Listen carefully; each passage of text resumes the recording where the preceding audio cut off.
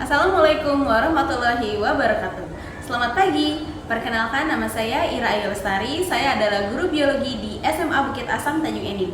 Pada kesempatan kali ini, saya ingin membagikan video praktik baik saya di kelas dengan judul Simulation, Strategi Pembelajaran dengan Menggunakan Gamification. Biologi seringkali dianggap sebagai mata pelajaran yang membosankan dan identik dengan hafalan yang banyak. Pembelajaran biologi dengan metode ceramah atau PPT penuh dengan tulisan seringkali membuat pembelajaran biologi terlihat membosankan dan tidak menarik. Padahal, dengan mempelajari biologi, banyak sekali yang bisa kita kaitkan dengan kehidupan sehari-hari. Dari mulai proses-proses yang terjadi di dalam tubuh maupun fenomena yang terjadi di alam.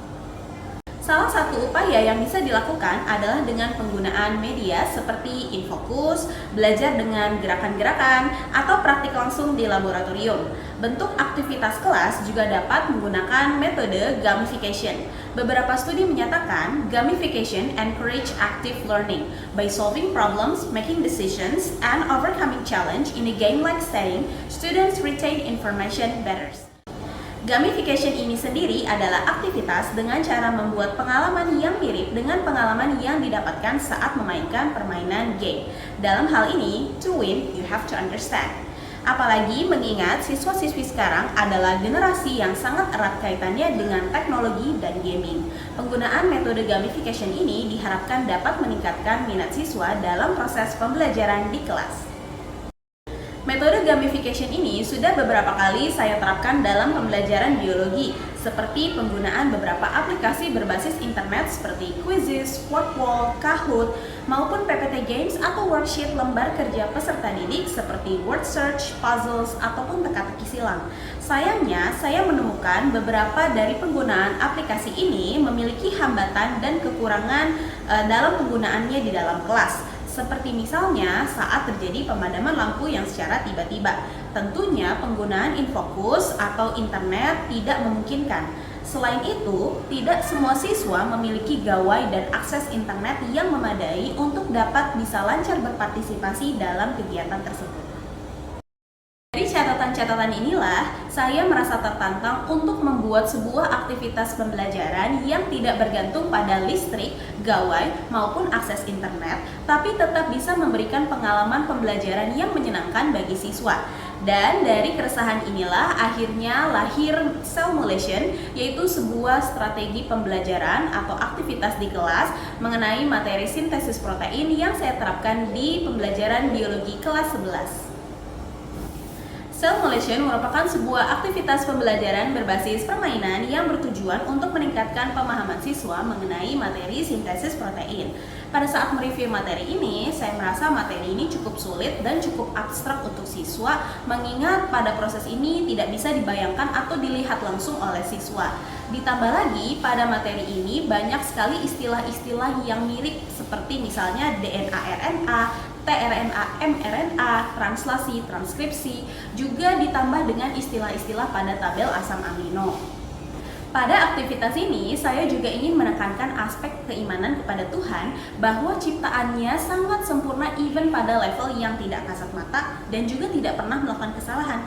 Sehingga saya mengajak siswa untuk yuk kita coba menjadi sel dalam tubuh kita, kira-kira bisa nggak ya? Nah, bagaimana sih cara melakukan aktivitas ini di kelas? Pertama, siswa dibagi ke dalam kelompok besar yang berisi 10-12 siswa. Jumlah masing-masing siswa untuk setiap kelompok dapat disesuaikan dengan jumlah siswa di masing-masing kelas. Satu kelompok akan menjadi satu sel. Kemudian, siswa dibagi lagi ke dalam kelompok-kelompok kecil yang akan memegang peranannya masing-masing. Alur informasi akan bergerak dari nukleus atau dari DNA hingga akhirnya menuju ke ribosom. Tim nukleus akan menuliskan urutan DNA yang sudah didapatkan dari guru, kemudian informasi genetik ini akan diberikan kepada tim RNA polimerase, di mana tim ini akan melakukan proses transkripsi DNA dan menghasilkan mRNA. Untai mRNA kemudian diberikan kepada tRNA yang akan menerjemahkan mRNA dan mencari urutan antikodon.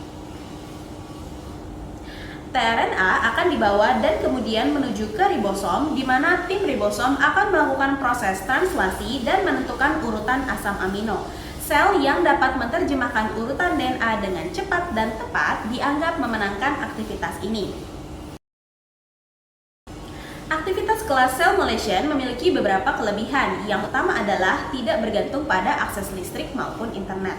Harapannya, aktivitas ini dapat digunakan oleh siapa saja dan di mana saja. Kedua, aktivitas ini sangat reproducible dan easy to apply. Hanya dengan selembar kertas, pena, tabel asam amino, and a happy mood, guru dapat mengaplikasikan permainan ini di kelas tanpa diperlukan persiapan sebelumnya. Ketiga, aktivitas ini modifiable, tergantung dengan kondisi masing-masing kelas. Bila kelas yang diajar memiliki daya tangkap yang cukup cepat, maka guru dapat memberikan challenge atau leveling up dengan cara memberikan urutan DNA pada untai antisense-nya.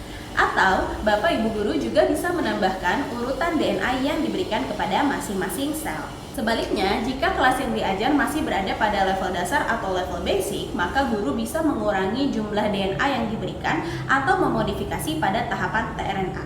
Setelah melaksanakan aktivitas ini di kelas, saya juga meminta umpan balik dari siswa mengenai pengalamannya belajar biologi dengan menggunakan aktivitas ini. Dari seluruh umpan balik yang saya terima, hampir 100% menyatakan bahwa permainan ini sangat membantu mereka untuk bisa memahami lebih lanjut mengenai proses sintesis protein. Berikut adalah beberapa umpan balik yang saya terima dari siswa.